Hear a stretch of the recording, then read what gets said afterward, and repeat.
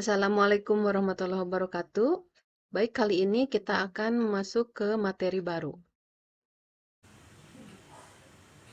Baik, penentuan biaya proses di sini adalah bagian pengantar atau bagian satu ya. Di sini nanti kita akan Ibu akan menjelaskan tentang apa perbedaannya dengan penentuan biaya pesanan yang kemarin sudah dijelaskan, begitu ya. Baik, di sini sistem akumulasi biaya proses. Tujuan sistem akumulasi biaya proses adalah menghasilkan informasi biaya total dan per unit produk yang dihasilkan oleh perusahaan. Kemudian biaya total adalah jumlah biaya yang diakumulasi ke dalam objek biaya selama periode tertentu. Biaya per unit adalah biaya total dibagi dengan jumlah unit. Jadi secara konsep sebenarnya tidak jauh berbeda ya antara sistem akumulasi biaya pesanan dengan proses.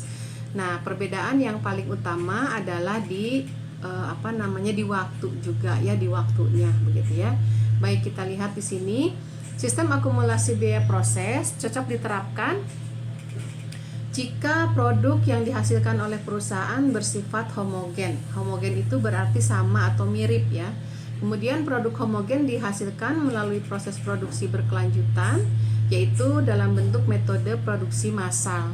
Sehingga yang namanya sistem akumulasi biaya proses ini akan diterapkan oleh perusahaan jika perusahaan itu memproduksi secara besar-besaran sekaligus ya, karena tujuannya untuk persediaan, bukan sebagai pemenuhan pesanan konsumen ya. Utamanya adalah untuk persediaan barang dagangan. Nah, contohnya perusahaan yang menerapkan biaya proses ini adalah perusahaan kertas, plastik, bahan bakar, semen, gula, sabun, radio dan komputer. Ya, intinya adalah perusahaan-perusahaan yang memproduksi begitu ya. Kalau di Indonesia mungkin sering disebut sebagai pabrik begitu ya. Jadi pabrik itu kan memproduksi sebuah produk dalam waktu yang bersamaan secara banyak gitu ya. Nah, kemudian penentuan biaya menurut departemen. Nah, kegiatan produksi ini dapat dilakukan melalui beberapa departemen ya. Jadi kalau membuat produk dalam jumlah yang banyak itu kan melalui beberapa proses misalnya. Nah, proses tersebut bisa dalam bentuk departemen atau juga bisa dalam bentuk misalnya satu departemen beberapa kali proses. Nah, setiap departemen melaksanakan kegiatan atau proses tertentu yang diperlukan untuk menghasilkan barang jadi. Masing-masing departemen melaksanakan tugas dan tanggung jawabnya sampai unit produksi menjadi barang jadi dan ditransfer ke persediaan barang jadi. Nah, kalau kemarin kita bicara penentuan biaya pesanan, itu kan diutamakan per pesanan, begitu ya, per pesanan. Nah, kalau di sini, kalau dalam penentuan biaya proses, nanti kita akan melihat per periode, gitu ya. Baik, sistem penentuan biaya proses mengakumulasi biaya produksi menurut departemen. Dalam sebuah departemen mungkin terdapat 2 atau lebih pusat pemrosesan yang masing-masing memproduksi jenis produk yang berbeda. Dalam kondisi tersebut, setiap pusat pemrosesan harus diperlakukan sebagai pusat biaya. Nah, pusat biaya ini adalah bagian dari sebuah departemen yang dapat dijadikan sebagai objek pengumpulan biaya sehingga biaya dapat dibebankan ke produk secara adil. Apabila dalam sebuah departemen terdapat beberapa pusat biaya, biaya produksi yang terjadi tidak dibebankan ke departemen tapi ke pusat biaya. Jadi intinya kalau satu departemen adalah satu proses produksi, maka bisa dibebankan dalam sebuah departemen ya, dalam beban atau biaya departemen. Tapi kalau misalkan dalam satu departemen terdiri dari beberapa proses produksi yang disebut sebagai pusat biaya, nah nanti perhitungan akuntansi biayanya atau pembebanan biayanya akan dibebankan ke pusat biaya gitu ya. Nah, dalam sebuah pabrik atau sebuah perusahaan di bagian produksi itu akan terjadi aliran fisik produksi ya, yaitu produk bergerak dengan pola tertentu mengikuti aliran proses produksi. Pengetahuan pola pergerakan fisik produk penting bagi akuntan ya, dalam hal ini adalah akuntan biaya tentunya ya di departemen produksi. Kenapa? Karena mengikuti aliran biaya sesuai dengan aliran fisik ya. Karena aliran fisik ini nanti bisa berbeda-beda begitu ya. Nah, fisik produk dapat bergerak dengan ada 3 pola ya. Yang pertama pola berurutan, kemudian paralel dan selektif. Ya, kita lihat di sini satu-satu. Aliran produk berurutan. Setiap unit produk diproses melalui serangkaian tahap pemrosesan yang sama. Minimal ada 2 departemen. Misalnya di sini departemen pemotongan dan departemen perakitan. Nah, di gambar di bawah ini, di sini adalah aliran produk berurutan. Ya, dari akun barang dalam proses departemen pemotongan, kemudian di situ terdiri dari bahan, tenaga kerja dan overhead. Nah, ketiganya kemudian diproses di departemen pemotongan yang mengkonsumsi adanya bahan, tenaga kerja dan overhead pabrik. Nah, nanti setelah selesai diproses di departemen pemotongan, kemudian ditransfer ke departemen perakitan. Nah, di sini pun barang dalam proses atau barang yang sudah selesai di departemen pemotongan akan menjadi barang atau bahan di departemen perakitan ya. Kemudian akan ditambahkan lagi tenaga kerja dan overhead pabriknya. Nah, setelah selesai diproses di departemen perakitan, maka akan ditransfer ke barang jadi ya. Nah, ini disebut sebagai aliran produk berurutan. Artinya di departemen pemotongan harus selesai dulu ya, baru masuk ke departemen perakitan, dan di departemen perakitan harus selesai dulu baru masuk ke barang jadi ya. Jadi namanya berurutan sehingga tidak bisa langsung lewat-lewat begitu saja begitu ya. Jadi setiap departemen harus sudah selesai prosesnya. Nah, itu yang berurutan. Sekarang adalah aliran produk paralel ya. Komponen produk dikerjakan oleh departemen yang berbeda secara simultan. Setelah komponen selesai di masing-masing departemen, kemudian ditransfer ke departemen berikutnya untuk disatukan menjadi barang jadi yang akhirnya ditransfer ke persediaan barang jadi. Nah, sedangkan yang selektif, unit produk diproses di departemen yang berbeda tergantung jenis produk jadi yang akan dihasilkan oleh perusahaan. Kita lihat di sini aliran produk paralel. Nah, ya, kalau paralel berarti di masing-masing departemen awal itu ya ada departemen bodi, misalnya di sini contohnya ada departemen bodi, departemen mesin dan departemen roda. Nah, masing-masing departemen ini dia memproduksi atau menghasilkan komponen ya, menghasilkan komponen. Misalnya ini di pabrik mobil begitu ya. Yang departemen pertama menghasilkan bodi, departemen kedua menghasilkan mesin, departemen ketiga menghasilkan roda. Nah, kemudian dari ketiga departemen tersebut digabungkan ya, ditransfer ke departemen perakitan. Ya, ini paralel. Ditransfer ke departemen perakitan secara bersamaan. Nanti dari departemen perakitan itu tinggal ditambahkan biaya tenaga kerja dan overhead pabrik. Kenapa? Karena bahannya sudah ada dari departemen bodi, mesin dan roda ya. Kemudian setelah selesai di departemen perakitan baru pindah ke atau ditransfer ke barang jadi ya.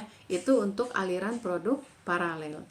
Nah, untuk aliran produk selektif ya, bisa kita lihat di sini sumbernya adalah departemen pemotongan ya. Misalnya ini pabrik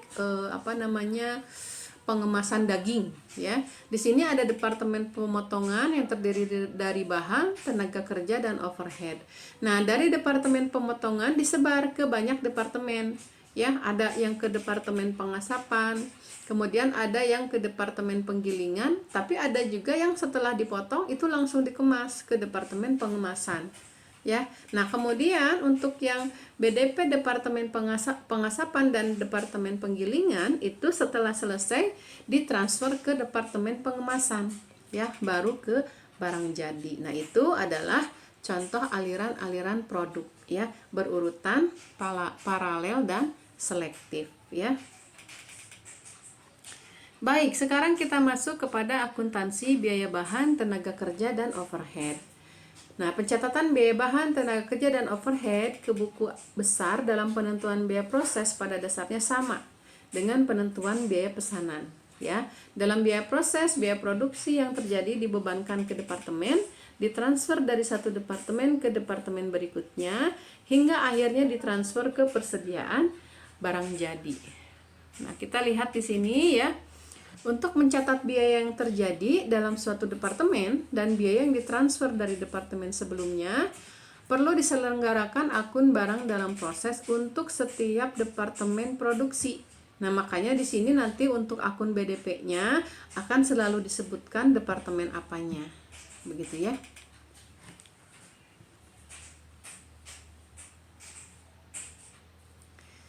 Oke, sebentar. Nah, sekarang kita masuk ke biaya bahan ya. Nah, ini nggak akan Ibu banyak bahas ya, karena sudah dibahas juga di pertemuan lalu tentang biaya pesanan. Intinya bahwa jurnal untuk pembelian untuk pemakaian bahan ya. Di sini jurnal untuk pemakaian bahannya adalah barang dalam proses departemen pemotongan dan barang dalam proses departemen perakitan pada bahan. Begitu ya.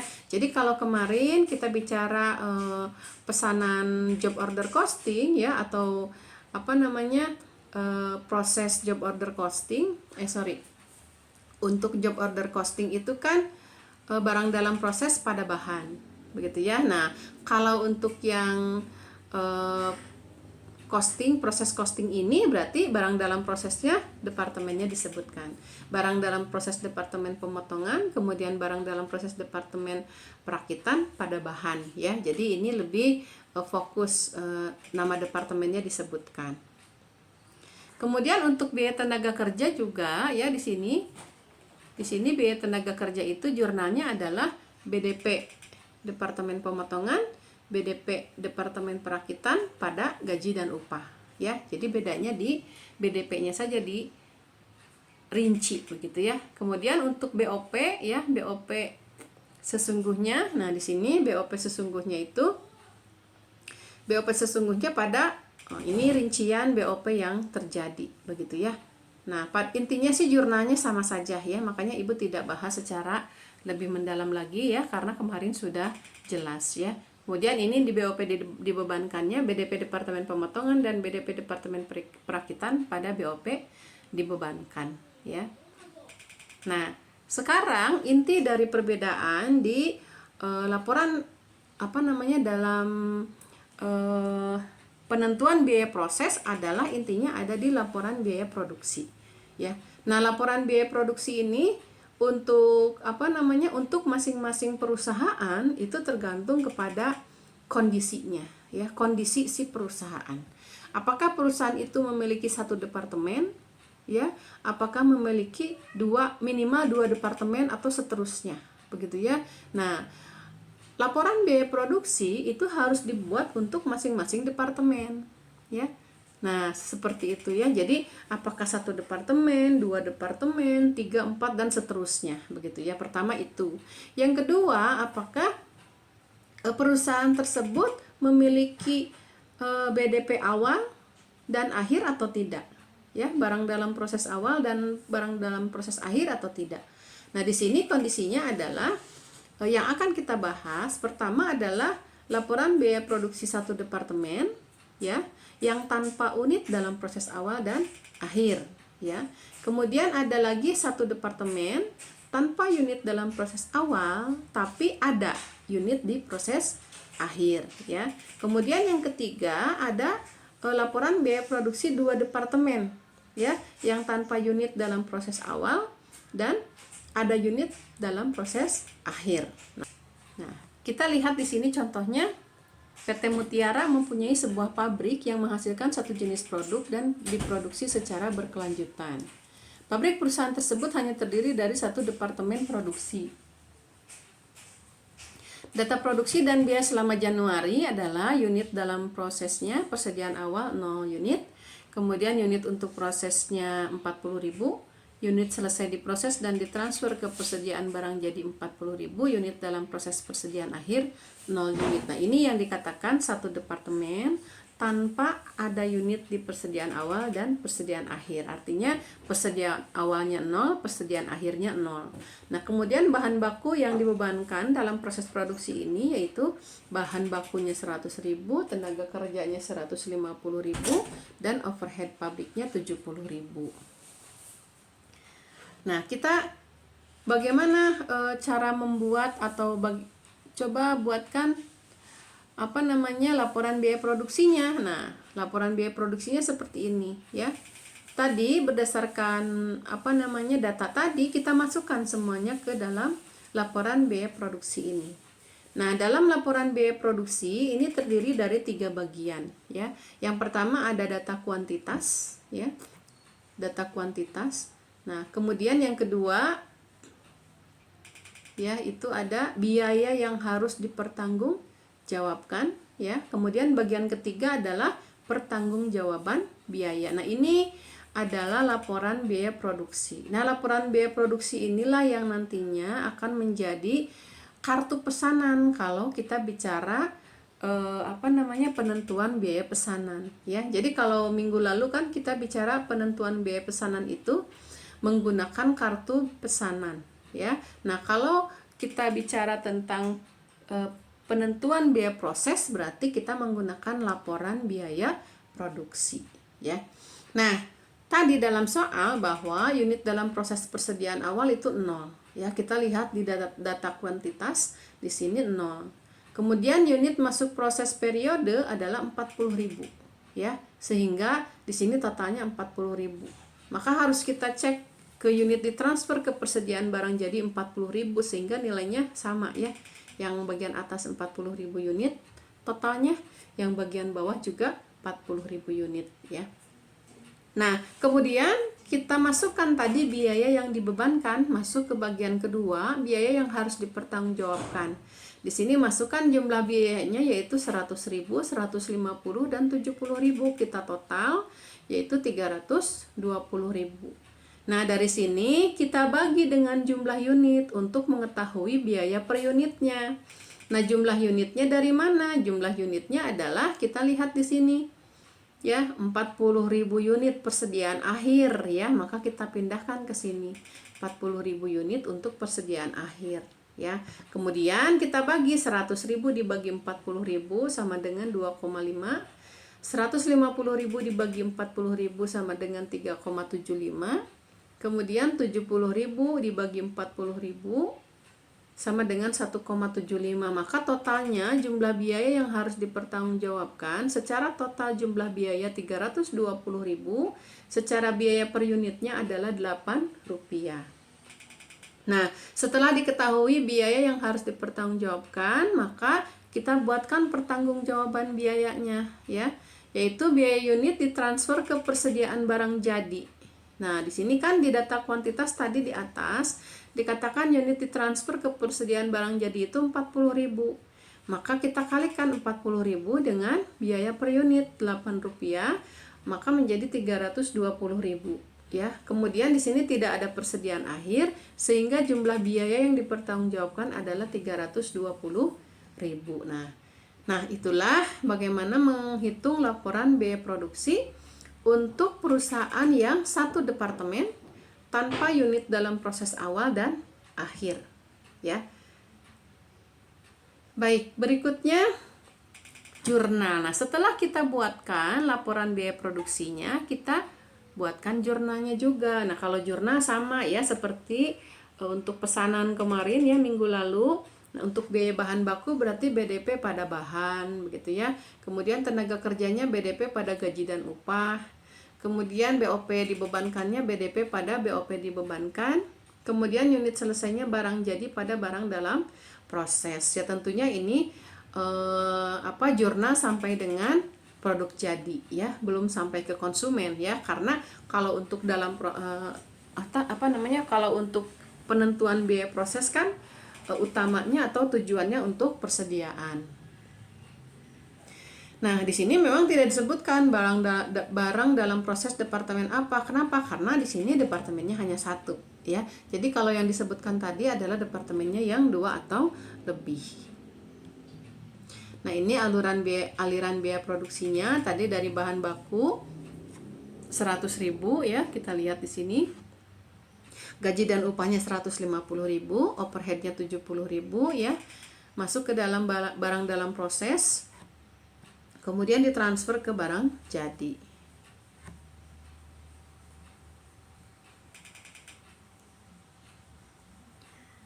Nah, kemudian di sini ada yang kedua ya, tadi kan satu departemen tanpa unit dalam proses awal dan akhir. Nah, yang kedua di sini adalah satu departemen tanpa unit dalam proses awal, tapi ada unit dalam proses akhir. Ya, ini yang keduanya. Ya, kalau tadi yang pertama satu departemen tanpa unit dalam awal dan akhir. Ya, kalau ini yang kedua satu departemen tanpa unit dalam proses awal, tapi di proses akhirnya ada unit dalam proses akhir. Nah, ketika ada unit dalam proses akhir atau persediaan akhir ya, barang dalam prosesnya, maka di sini akan kita kenal dengan istilah atau menggunakan istilah yang namanya ekivalen ya, ekivalen. Nah, apa yang dimaksud dengan ekivalen? Kita lihat asumsinya seperti ini.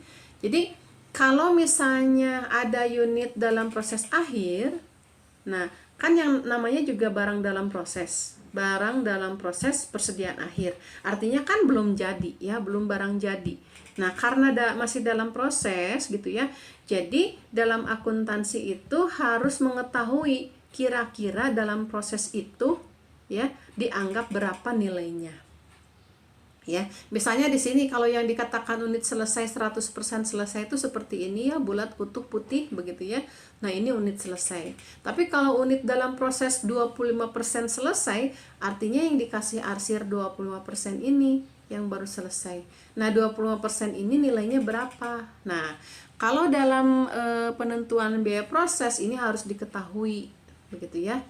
Oke, kita lihat ke sini.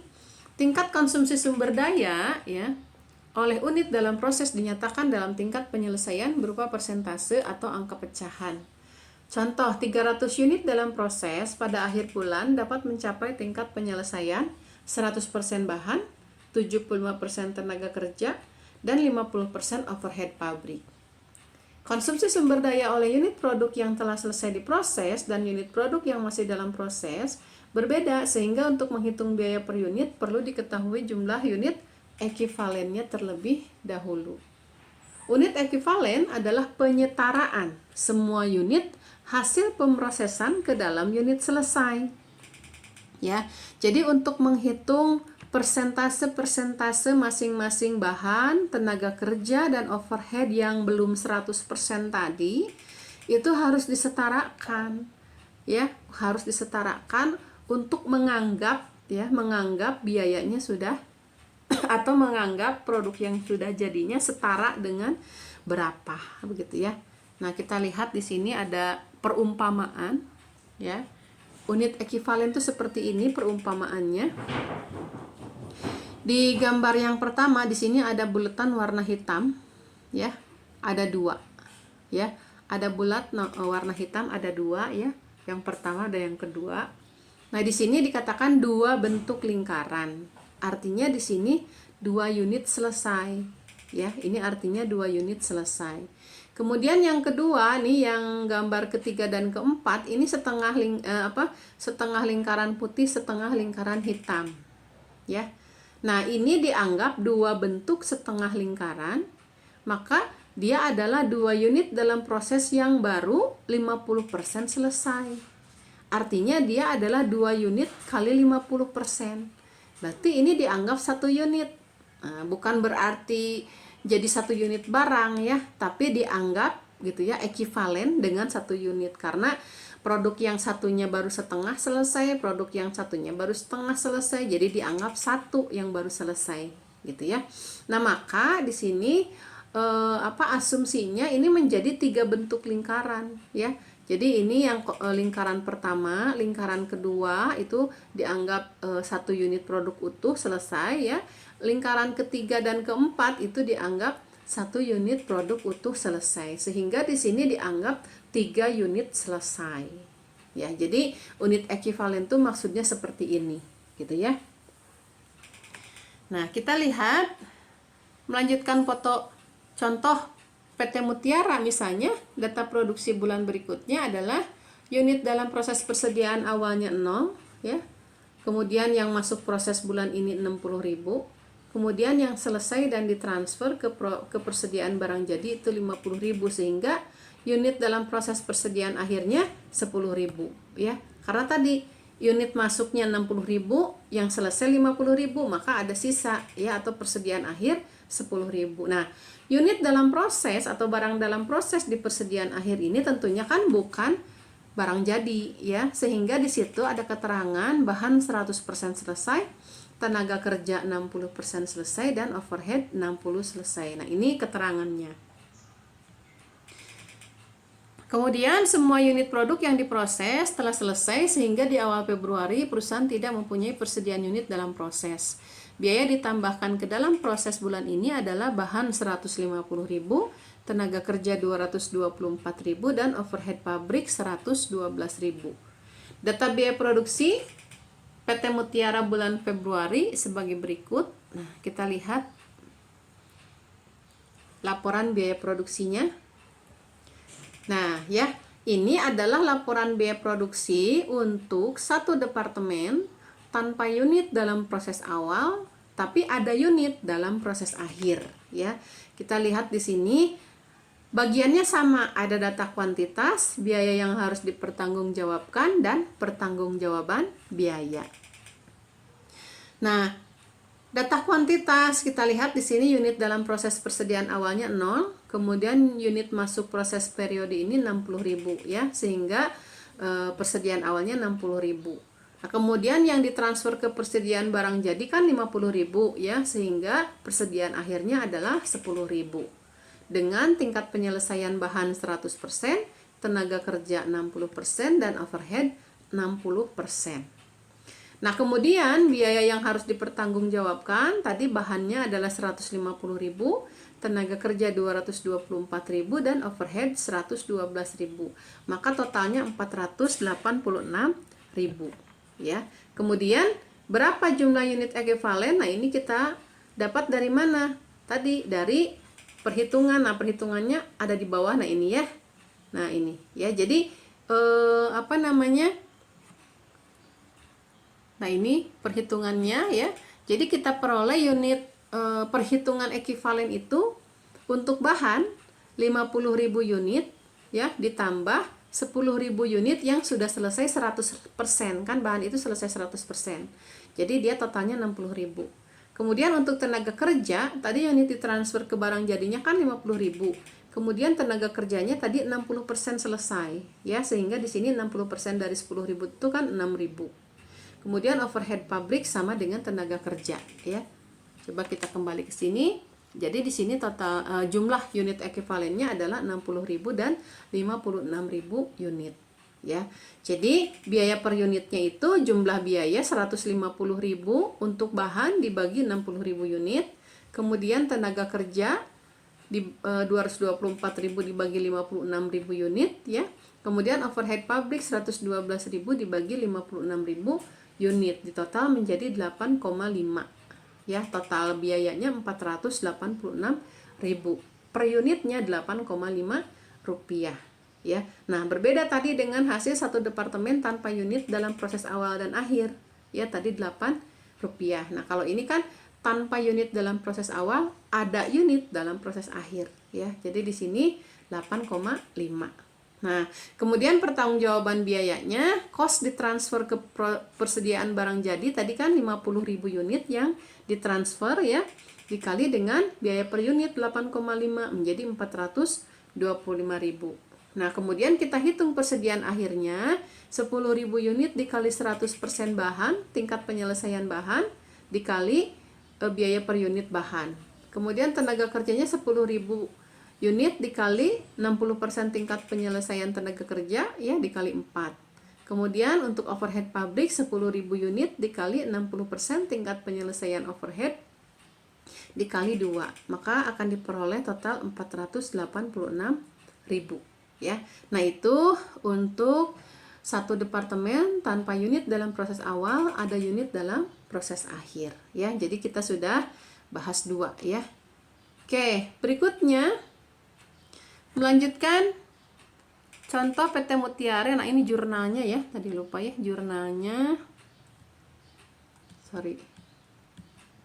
Nah, ini jurnalnya, biaya bahan baku, BDP pada bahan, distribusi tenaga kerja, BDP pada gaji dan upah, kemudian BOP dibebankan, jurnalnya BDP pada BOP dibebankan, kemudian yang terakhir untuk unit selesai, barang jadi pada barang dalam proses ya. Nah, ini aliran biaya produksinya. Dari bahan, gaji dan upah, biaya overhead pabrik dibebankan ya, ditransfer ke BDP, kemudian dari BDP ditransfer ke barang jadi. Baik, kita lanjut di laporan biaya produksi 2 departemen. Nah, di sini menggambarkan proses yang terjadi ya, biaya produksi atau aliran produksi yang terjadi di departemennya 2 atau lebih begitu ya. Jadi di sini bahan tadi ya, bahan baku masuk ke departemen pertama, kemudian dari departemen pertama itu diolah dan berikutnya masuk ke departemen lanjutan ya. Dari departemen lanjutan baru masuk ke barang jadi. Nah, departemen lanjutannya bisa ada 1, 2 dan seterusnya begitu ya.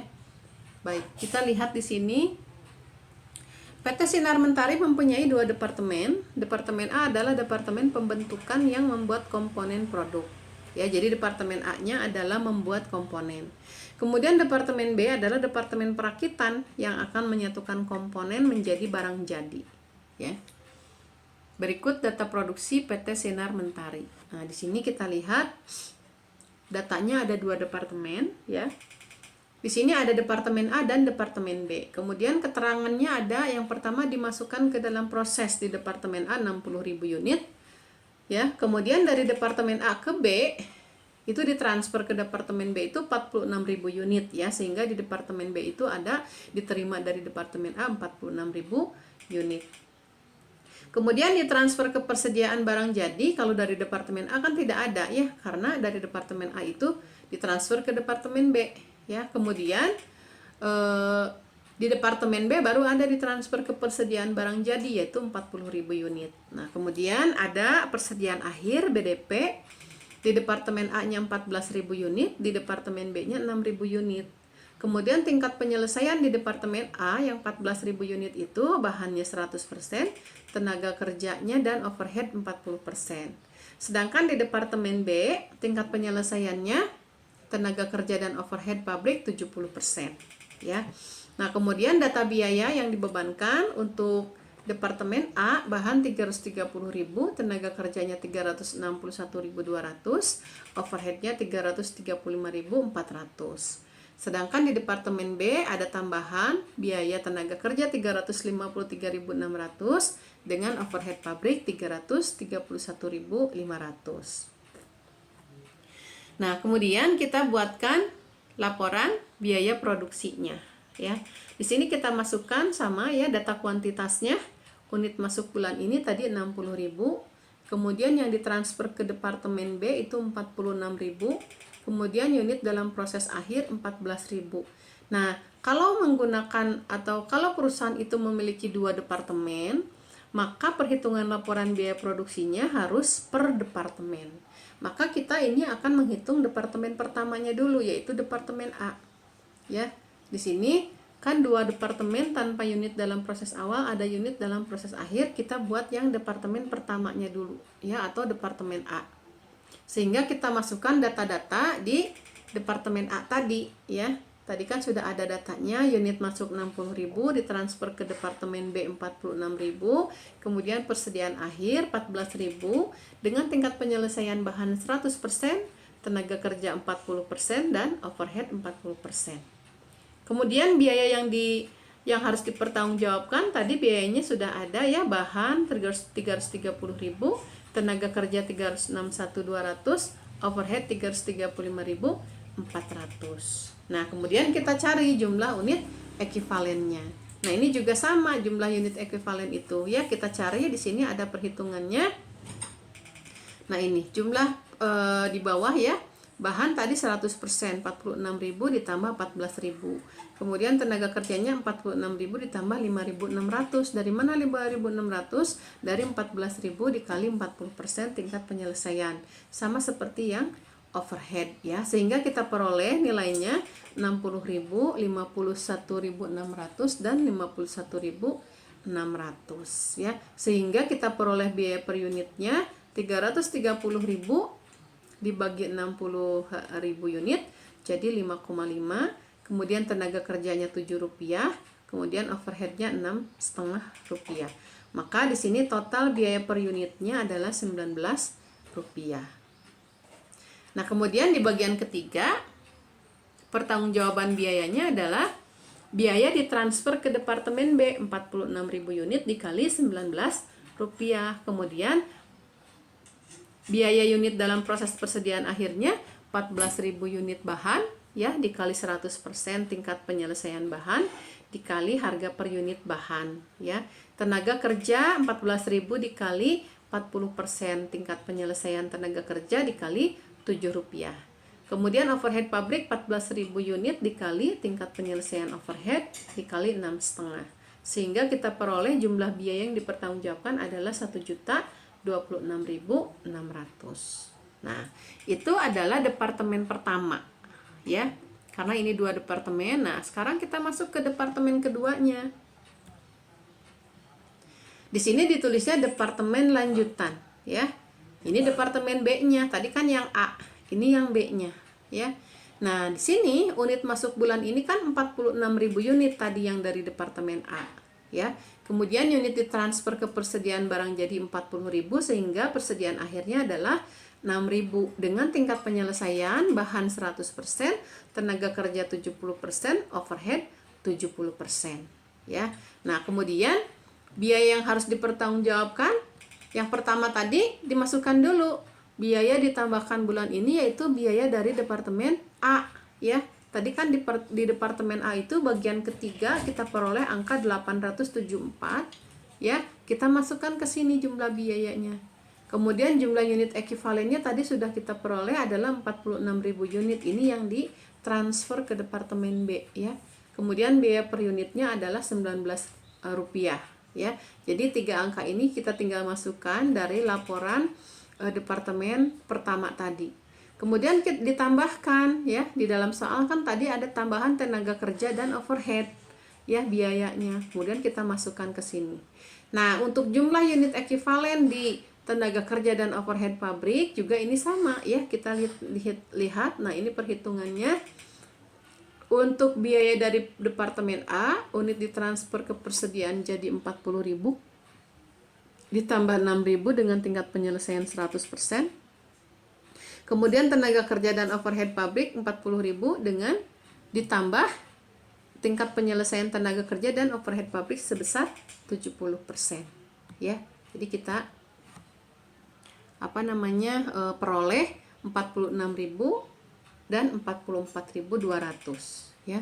Di sini di total ke bawah ya. Jadi Rp19 ditambah 8 ditambah 7,5 jadi 19 ditambah 7 ditambah 5 jadi 34,5. Secara total menjadi 1.559.000 ya.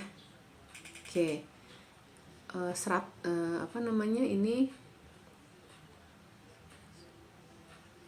Oke. Nah, untuk perhitungan nominal ya. Di Ibu ini kan ngambil dari bukunya langsung, tapi Ibu cek memang suka ada kesalahan-kesalahan penjumlahan begitu ya. Nanti dicek ulang lagi saja, tidak apa-apa ya. Jadi ada yang memang barangkali ini misalnya di sini 874.000 ditambah 353.600 ditambah 331.500 ya. Apakah benar jawabannya 1559? Nah, seperti itulah, ngecek seperti itu ya. Oke, kemudian yang bagian ketiga pertanggungjawaban biaya di sini 40.000 unit ya yang ditransfer ke persediaan barang jadi dikali 34,5 ya. Kemudian persediaan akhirnya tadi 6.000 dikali tingkat penyelesaian 100% dan 70%. Maka di sini diperoleh 1.559.100 ya. Nah, ini adalah departemen lanjutannya ya. Oke, itu yang untuk 2 departemen. Kemudian jurnalnya untuk bahan baku di departemen A ya. BDP departemen A 330 ya jurnalnya. Kemudian biaya tenaga kerja departemen B kan tadi tidak ada bahan baku, sehingga di sini biaya tenaga kerjanya BDP departemen A, BDP departemen B pada gaji dan upah. Kemudian BOP-nya BDP departemen A, BDP departemen B pada BOP dibebankan. Kemudian biaya yang ditransfer dari departemen A ke B, BDP departemen B pada BDP departemen A ya. Kemudian biaya yang ditransfer dari departemen B ke persediaan barang jadi, yaitu barang jadi pada barang dalam proses departemen B ya. Nah, itu jurnalnya. Ini peraganya. Nah, ini peraganya. Jadi dari bahan, gaji dan upah, BOP dibebankan, masuk ke BDP departemen A, kemudian ditransfer ke BDP departemen B, kemudian ditransfer ke barang jadi.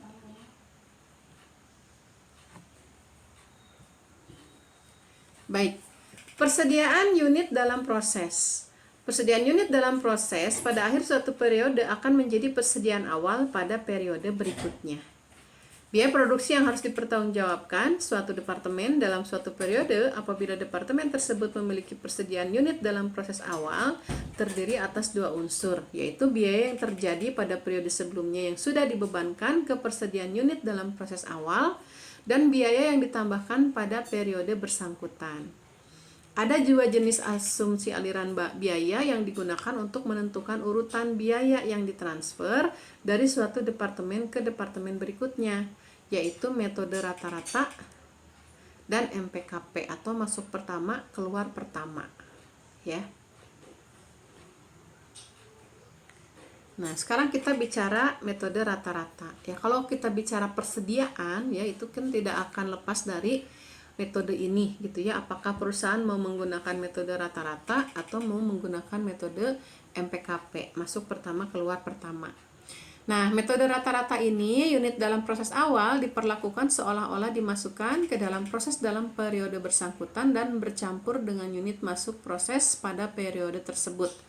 Jadi kalau dalam metode rata-rata, persediaan itu persediaan yang istilahnya persediaan awal ditambah dengan persediaan yang masuk di periode itu tidak dibedakan ya, campur aja gitu ya. Unit yang selesai tidak dibedakan menurut asal. Unit tersebut dapat berasal dari unit masuk proses pada periode bersangkutan. Nah, di sini rumusnya biaya per unit itu adalah biaya persediaan unit dalam proses awal ditambah biaya ditambahkan selama satu periode bersangkutan dibagi unit ekivalen.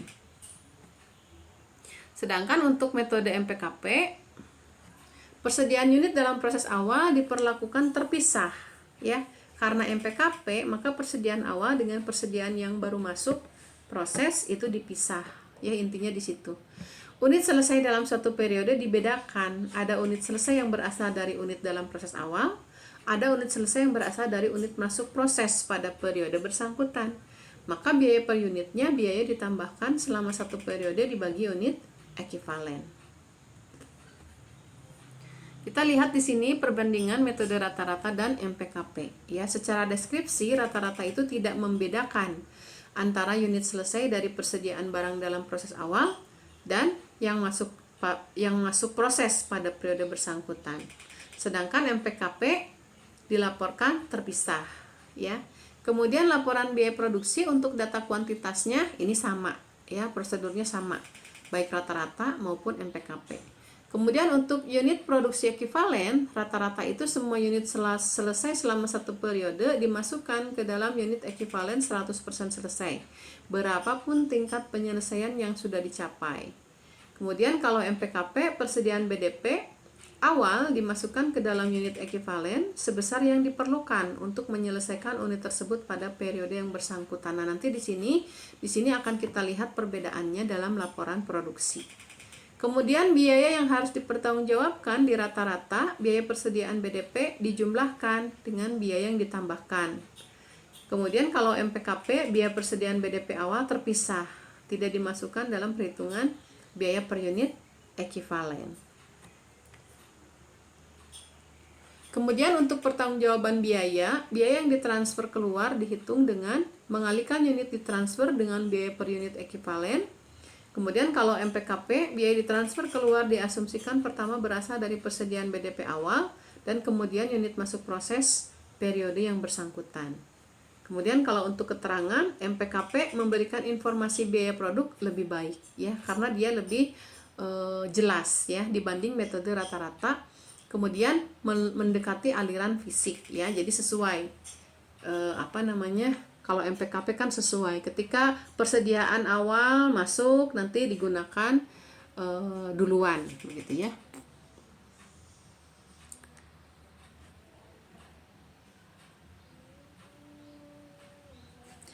Nah, sekarang masuk kepada laporan biaya produksi satu departemen. Ada persediaan unit dalam proses awal dan akhir. Kalau tadi kan di awal tidak ada persediaan unit dalam proses awal dan akhir. Nah, kalau ini ada persediaan unit dalam proses awal dan akhir. Contohnya PT Mutiara memiliki sebuah pabrik yang menghasilkan satu jenis produk. Pabrik PT Mutiara hanya mempunyai satu departemen produksi, ya.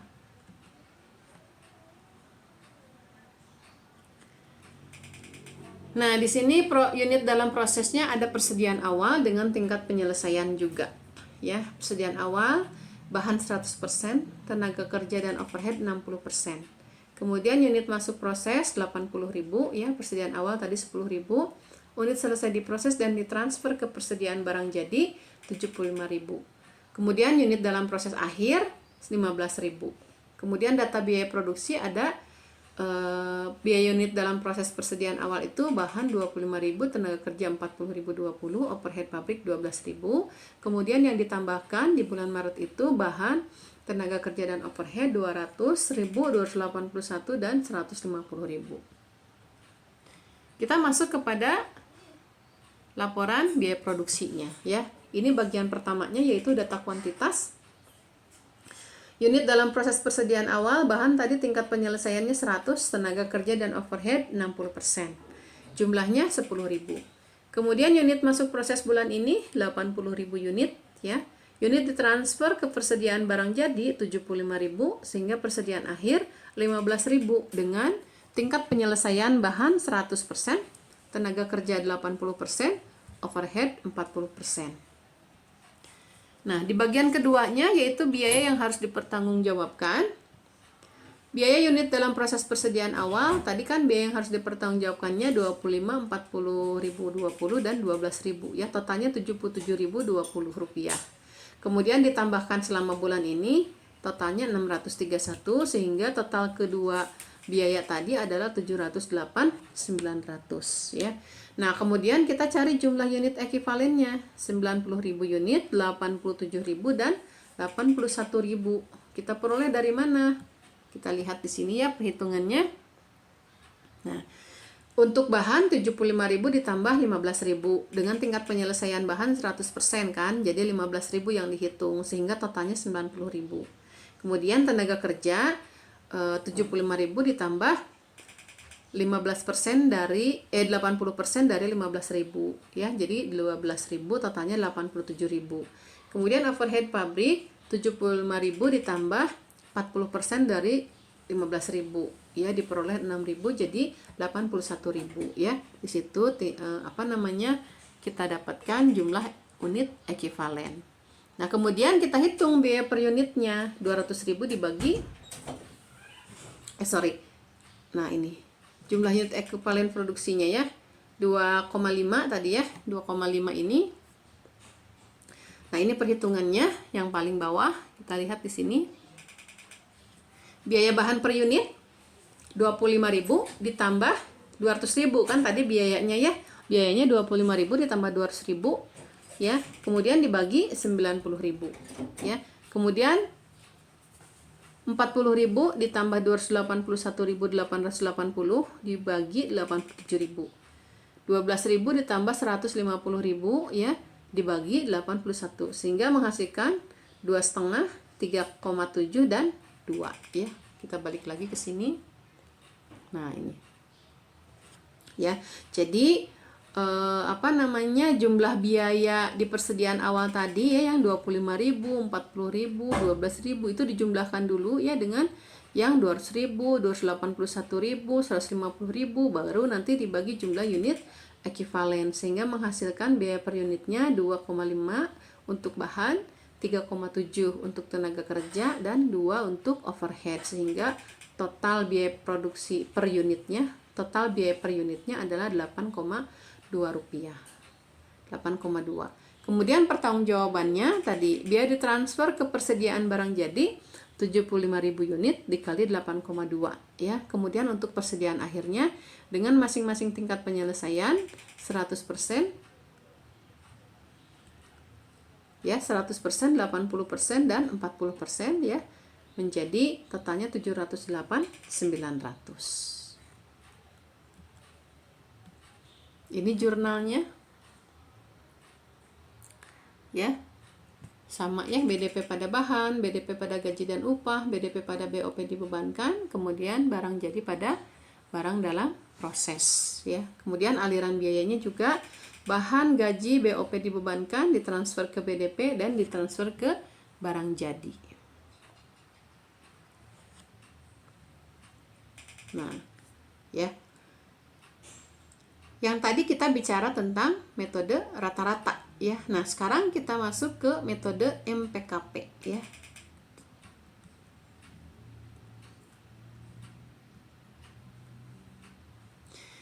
Perhitungan jumlah unit ekuivalen PT Mutiara bulan Maret dengan metode MPKP adalah sebagai berikut. Nah, ini informasinya.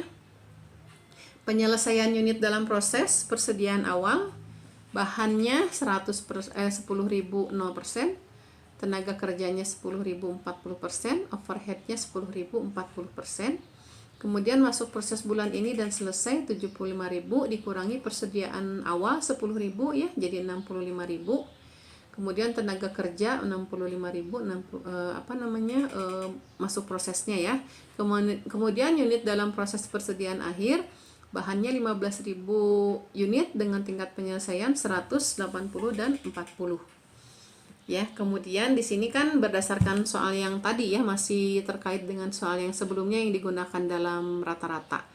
Maka jumlah unit ekuivalen di sini diketahui untuk bahan 80.000 unit, kemudian tenaga kerja 81.000 unit dan overhead 75.000 unit. Jadi ini perhitungan untuk ekuivalen di metode MPKP. Tadi kalau metode rata-rata itu kan 90.000, kemudian 87.000 dan 81.000 ya. Sedangkan ini untuk metode MPKP kan tidak memasukkan persediaan awal. Sehingga hasilnya 80.000 unit, 81.000 unit dan 75.000 unit ya. Baik, kita lihat satu departemen ada unit dalam proses awal dan akhir dengan menggunakan metode MPKP. Unit dalam proses persediaan awal 160 dan 60% ya untuk tenaga kerja dan overhead. Kemudian unit masuk proses bulan ini 80.000, unit ditransfer ke persediaan 75.000 ya, ini sama ya dengan yang average untuk data kuantitasnya. Kemudian masuk ke biaya yang harus dipertanggungjawabkan ya. Nah, di sini jumlah biayanya sama dengan di metode rata-rata ya, dimasukkan 25.000, 40.000 20, kemudian 12.000 ya. Kemudian totalnya 77.000 20, kemudian tambahannya 200.000, 281.880 dan 150.000, totalnya adalah 631.880. Kemudian jumlah unit ekuivalen tadi sudah kita hitung di awal ya. Di metode MPKP ini diperoleh nilai 80.000 unit untuk bahan, kemudian tenaga kerjanya 81.000 dan overheadnya adalah 75.000. Sehingga biaya per unitnya 2,5, 3,48 dan 2. Total biaya per unit adalah 7,98 ya. Nah, kemudian kita langsung masuk ke pertanggungjawaban biaya. Biaya ditransfer ke persediaan barang jadi tadi yang pertama kali ya 77.020. Kemudian biaya penyelesaian untuk bahan 10.000 yang persediaan akhir ya 10.000 dikali 0% dikali 2,5. Nah, kalau di sini ya dalam metode MPKP yang dimasukkan tingkat penyelesaiannya adalah yang belum selesainya. Jadi kalau kita lihat di sini ya bisa kalian lihat, saya balikan dulu. Nah, di sini kan dalam data kuantitas ya, itu kan ada unit dalam proses persediaan akhir tingkat penyelesaian bahan 100%, tenaga kerjanya 80%, overheadnya 40%. Ya. Kemudian untuk persediaan awal itu tingkat penyelesaiannya 100%, tenaga kerjanya 60%, overheadnya 60%, ya. Sedangkan untuk persediaan akhir tadi 100%, 80 dan 40%. Maka dalam metode MPKP ini ya, dalam pertanggungjawaban biayanya kita masukkan ya tingkat yang belum selesainya ya di persediaan awal. Tadi kan 100, 60% dan 60%. Maka yang dimasukkan ke sininya adalah 0%, 40% dan 40% dikali biaya per unitnya. Sehingga kita peroleh di sini adalah 77.020 ditambah 21.920 ya. Jadi totalnya 98.940. Kemudian untuk 10.000 unit artinya per unitnya 9.894 ya. Kemudian dari unit masuk proses bulan ini dan selesai tadi kan 65.000 unit ya, dikali 7,98 yang kita peroleh tadi menjadi 518 dan totalnya 617.640. Nah, kemudian untuk persediaan akhirnya ya, persediaan akhirnya di sini tetap menggunakan persentase yang yang tercantum dalam data kuantitas ya. 15.000 unit dikali 100%, 80% dan 40%, sehingga kita peroleh jumlah biayanya 708.900 ya. Jadi bedanya di situ untuk yang average dan MPKP ya, terutama di perhitungan persediaan unit dalam proses awal di bagian pertanggungjawaban biaya. Kemudian kita lanjutkan ke penjurnalan, sama ya jurnalnya. BDP pada bahan, BDP pada gaji, BDP pada BOP dibebankan, kemudian barang jadi pada barang dalam proses. Kemudian aliran biaya produksinya juga sama ya, dari bahan, gaji dan BOP dibebankan, ditransfer ke BDP dan ditransfer ke barang jadi. Baik, berikutnya adalah laporan biaya produksi dua departemen. Ada persediaan unit dalam proses awal dan ada persediaan unit dalam proses akhir ya. Baik, laporan biaya produksi dua departemen, ada persediaan unit dalam proses awal dan akhir ya, berarti ada dua-duanya. Di persediaan awal ada, di persediaan akhir ada, dan ini adalah perusahaan yang memiliki dua departemen ya. Di sini ada departemen pengolahan dan departemen penyelesaian ya, di perusahaan atau di PT Madani. Oke, ini informasinya. Unit dalam proses persediaan awal ya. Bahan 80% selesai, tenaga kerja 40%, overhead 60% ya. Di departemen pengolahan itu 200 unit. Kemudian di departemen penyelesaian 360 unit. Dengan tingkat penyelesaian bahan 40%, tenaga kerja 20%, overhead 20%. Unit masuk proses di departemen pengolahan 1.200, unit ditransfer ke departemen penyelesaian 1.000 ya. Jadi di departemen penyelesaian itu unit diterima dari departemen pengolahan sebanyak 1.000. Kemudian unit ditransfer ke persediaan barang jadi dari departemen penyelesaian 1.160 unit. Kemudian persediaan akhir di departemen pengolahan 400 unit dengan tingkat penyelesaian bahan 60%, tenaga kerja 20%, overhead 40%. Kemudian di tingkat penyelesaian, persediaan akhirnya 200 unit dengan tingkat penyelesaian 100% bahan, tenaga kerja 70% dan overhead 70%. Nah, kemudian data biaya produksi masing-masing departemen di sini. Bahan biaya unit dalam proses persediaan awal dari departemen pengolahan, nah berarti kan departemen berikutnya itu harus menerima ya dari departemen sebelumnya kan sebesar 249.600. Kemudian di masing-masing departemen juga muncul biaya ya. Bahan baku di departemen pengolahan 56.000 sekian, penyelesaian 24.000, tenaga kerjanya 12.000 dan 14.000, overheadnya 23 dan 15.000 sekian. Kemudian biaya ditambahkan ke dalam proses bulan Oktober, bahan di departemen pengolahan 408, tenaga kerja 150, overhead pabrik 237, kemudian di departemen penyelesaian 218, 276 dan 331.000 sekian. Ya, Ibu jelaskan cepatnya ya, dengan cepat ya untuk menyebutkan angka-angka. Baik, kita masuk kepada laporan biaya produksinya. Ini untuk departemen pertama.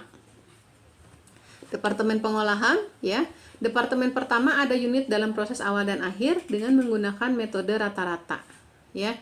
Nah, kita masukkan ke sini data kuantitas unit dalam proses awal, bahan 80%, tenaga kerja 40, overhead 60% dengan unit 200 unit ya kuantitasnya.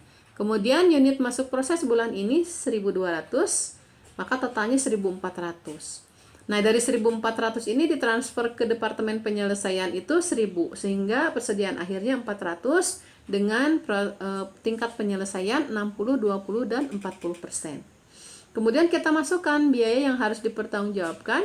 Jumlah biayanya tadi ya ada dua biaya, yaitu bahan, tenaga kerja dan overhead pabrik di persediaan awal ya 56, 12 dan 23. Kemudian yang ditambahkan selama bulan ini 408, 150 dan 237. Maka totalnya adalah 888.000.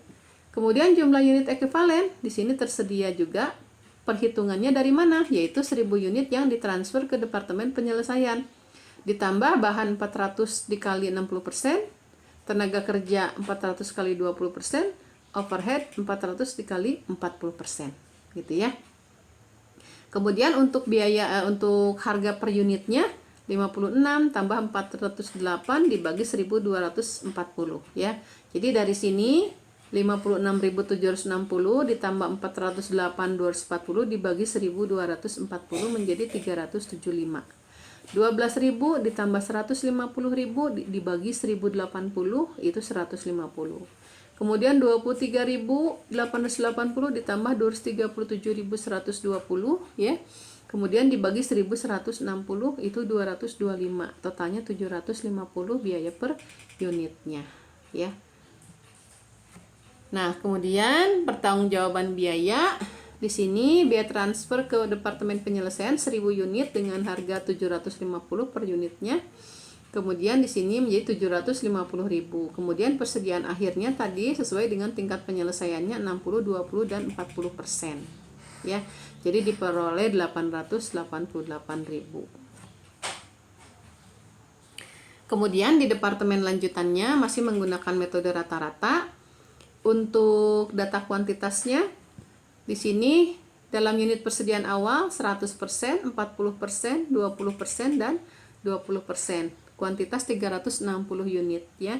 Kemudian untuk persediaan barang jadinya 100%, 100%, tenaga kerja overheadnya 70% ya. Maka di sini persediaan akhirnya adalah 200 karena yang ditransfernya 1.160. Nah, biaya yang harus dipertanggungjawabkan di sini ini yang awal ya 249.600 ya, kemudian ditambah biaya-biaya 24.900, 14.000, 15.000 ya. Kemudian 750 tadi ya, 218, 276 semuanya dimasukkan ke sini, kemudian dibagi dengan jumlah unit ekuivalen. Nah, jumlah unit ekuivalennya kita peroleh dari sini. Nah, ini 1.360 unit ya. Kita peroleh dari sini 1.160 ditambah 200 dengan tingkat penyelesaian 100% kan, jadi 1.360. Kemudian untuk bahan 1.160 dengan tingkat penyelesaiannya tadi berapa? 100% juga 200 ya, sama 1.360. Kemudian tenaga kerja dan pabrik tingkat penyelesaiannya 70% ya, jadi 1.300 unit ya. Kemudian untuk biayanya ini ya, biaya per unitnya 735, 179, 223 dan 267 ya, kita masukkan ke sini. Nah, kita masukkan ke biaya per unitnya sehingga total biaya per unit 1.404,75. Dan terakhir pertanggungjawaban biaya. Biaya unit ditransfer ke persediaan barang jadi 1.160 unit ya. Kemudian dari departemen pengolahan biayanya dimasukkan ke sini ya. Maka totalnya 1881 ya. Oke, ini jurnalnya. Sebenarnya prosesnya sama-sama saja ya, prosesnya cuman tadi perbedaan antara yang average dengan yang MPKP ya. Diambil dari persentasenya, itu yang menjadi pembeda. Oke, aliran biaya produksinya ya. Nah, kemudian di sini yang menggunakan metode MPKP.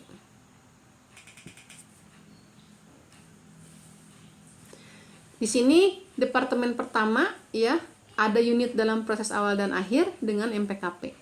Ya, kita lihat di sini unit dalam proses persediaan awalnya dengan persentase tingkat penyelesaiannya 80 40 60, kemudian di akhir 60 20 40 ya. Kemudian ini kuantitasnya. Kemudian biaya yang harus dipertanggungjawabkan tadi tinggal kita masukkan biayanya, biaya yang di persediaan awal dan yang masuk di proses ini. Kemudian jumlah unit ekivalen tadi ya kita peroleh dari perhitungan ini ya. Nah, 40 unit ya, 200 unit kali 20% ya. Kemudian 800 unit, 1000 unit dikurangi 200. Ini kan dikurangi persediaan awal ya. Kalau di MPKP kan dipisah. Jadi persediaan awalnya dikurangi sehingga 800. Kemudian persediaan akhirnya 240, maka dijumlah menjadi 1080 unit. Kemudian tenaga kerja 200% kali 60% ya. Kemudian di sininya 400 dikali 20% ya. Kemudian overheadnya 200 kali 40% dengan 400 kali 40% ya. Kemudian untuk biaya per unitnya 408 ditambah dibagi 1080 unit ya. Kita lihat sini kembali. Nah, ini kan keterangannya ya. Kalau untuk laporan biaya produksinya gitu ya.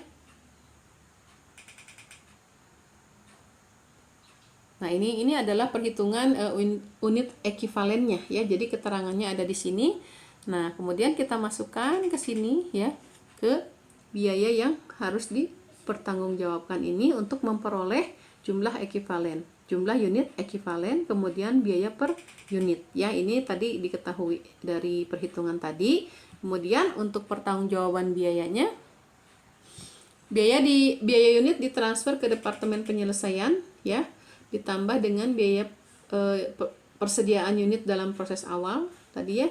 Kemudian jumlah biaya unit ditransfer ke persediaan barang jadi, maka totalnya 888.000. Jadi caranya sama ya, cuman tadi perbedaan di perhitungan tingkat penyelesaiannya.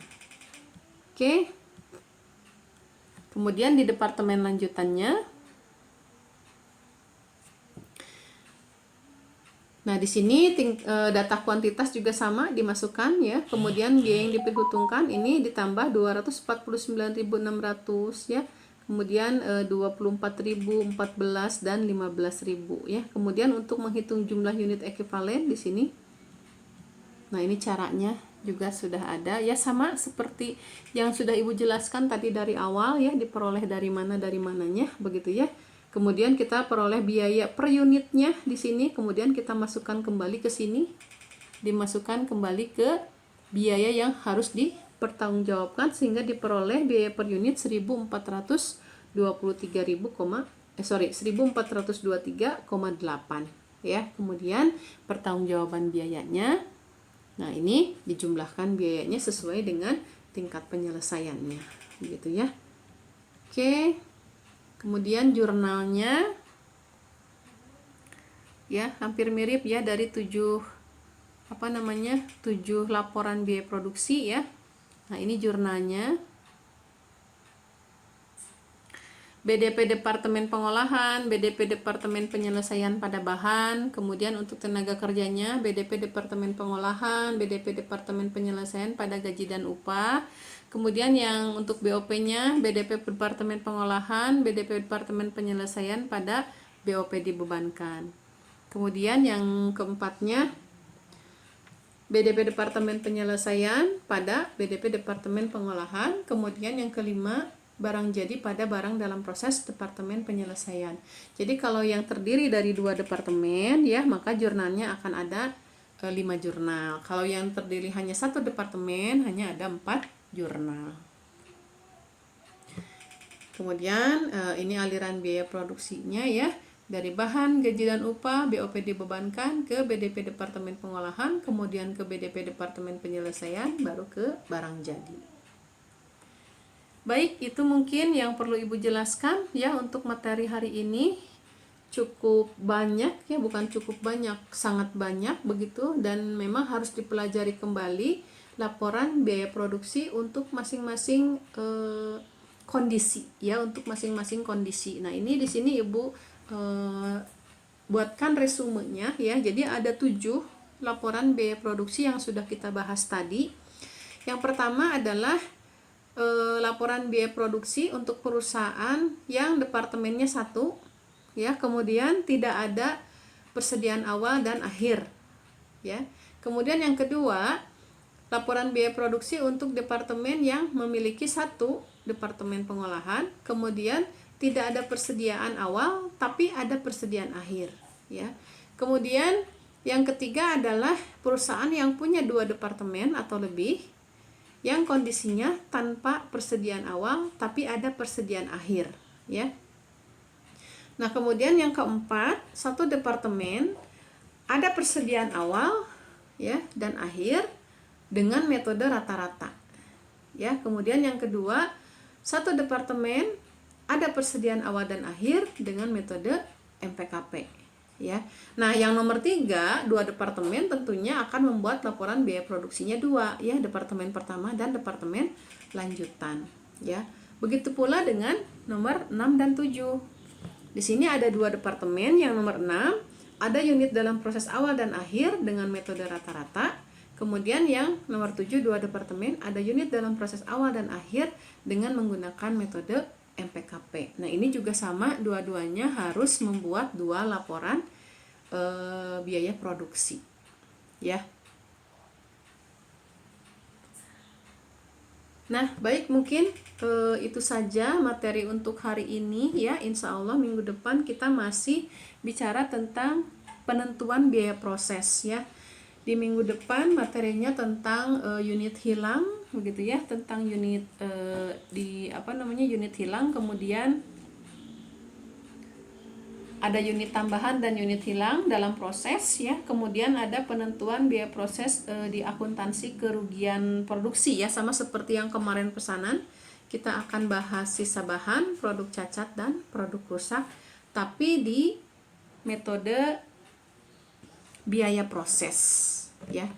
Baik, mungkin itu saja yang dapat Ibu sampaikan hari ini. Terima kasih. Assalamualaikum warahmatullahi wabarakatuh.